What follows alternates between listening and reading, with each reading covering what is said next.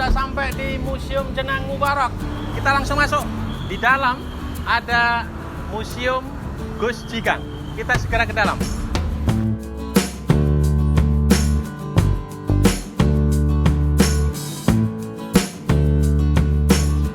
Nah, dan di sini kita melihat showroom. Kita mendapati banyak makanan khas Kudus, Jenang Mubarak, makanan khas Kudus. Tampaknya masih banyak yang belanja di sini. Kita akan ke atas dulu. Nanti selesai kunjungan ke museum kita akan belanja banyak oleh-oleh Jenang Kudus. Berada di lantai 2 Museum Jenang Gus Jigang X Building. Terima kasih kepada Bapak Haji Muhammad Hilmi. Sekaligus saya ucapkan selamat atas ulang tahun Mubarak Food yang ke-110.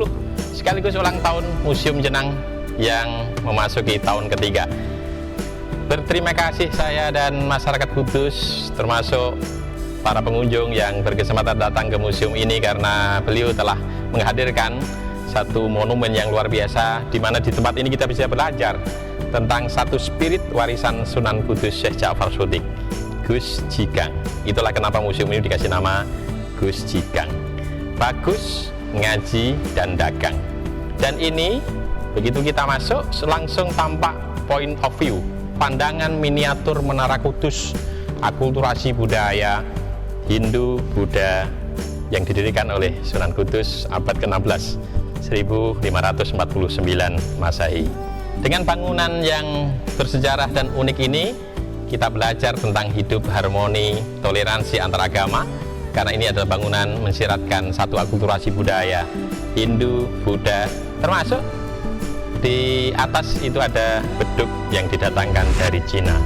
Kalau hari ini kita ada spirit Gus Jigang dari Sunan Kudus, bagus ngaji dan dagang, sebetulnya semangat ini jauh sebelum itu. Rasul Muhammad SAW adalah seorang saudagar kaya raya sejak usia muda. Bayangkan, ketika usia beliau 12 tahun sudah mulai ekspedisi dagang sampai luar negeri. Disebutkan dalam sirah Nabi, wa dhahaba ma'amihi ila Syam. Syam itu meliputi 4 negara, Syria, Jordania, Lebanon, dan Palestina. Ketika usia beliau baru 12 tahun. Begitu juga para sahabat-sahabat yang mulia, kita mengenal namanya Utsman bin Affan. Ada yang kita kenal namanya Abdurrahman bin Auf, pengusaha-pengusaha sukses, tetapi ibadahnya tidak perlu kita sanksikan. Di sini kita lihat ada diorama Pasar Bubar. Lokasinya dulu di dekat Menara Kudus.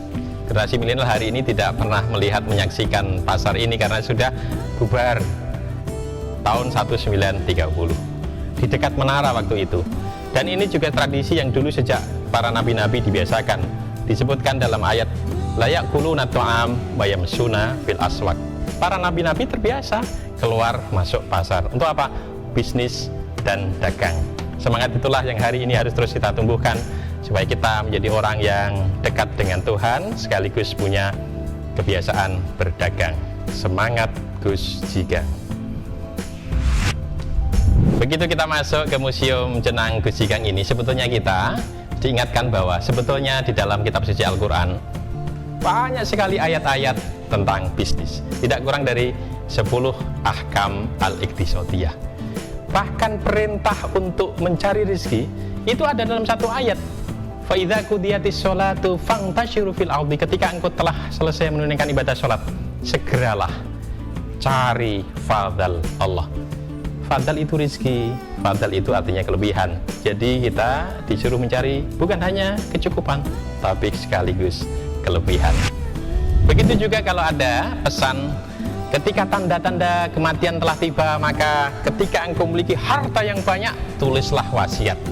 Idza hadara ahadukumul mautu in taraka khairan. Kalau punya harta banyak, bahasa Al-Qur'annya khairan, artinya kebaikan. Jadi kita harus berwasiat.